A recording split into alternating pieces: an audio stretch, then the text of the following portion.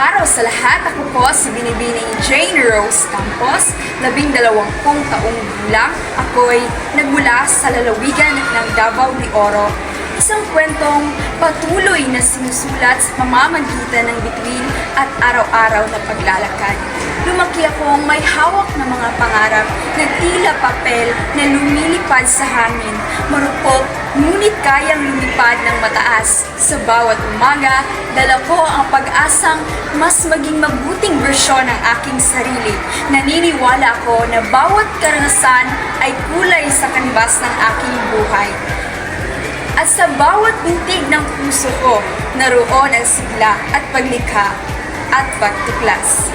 Aking paglalakbay sa asignaturang Introduction sa Pagsasalin, inaasahan kong mas malalim pa ang aking pag-uunawa sa kahalagahan ng wika sa pagbuo ng kultura at identidad.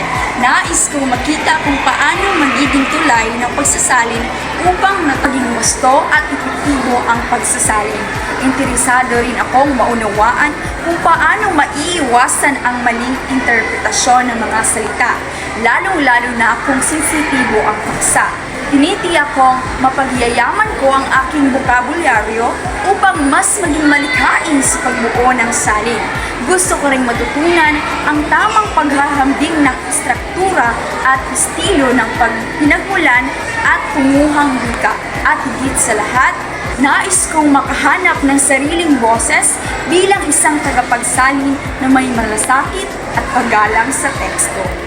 Isa sa aking paraan upang magtagumpay ay ang paglalaan ng oras para sa tuloy-tuloy at organisadong pag-aaral. Sisikapin kong maging aktibo sa talakayan upang higit kong maunawaan ang mga paksang tatalakayin. Lagi rin akong maghahanda ng mga tala upang madali kong maalala at masaulo ang mahalagang konsepto. At bukas ako sa pakikipag-collaborate sa aking mga kaklase para mas malalim na pagsusuri ng mga teksto. At higit sa lahat, magsisikap akong maging masino, masigasig at bukas sa pagkatuto upang makamit ang tagumpay sa klase. Muli, magandang araw. Ako si Binibining Jane Rose Campos.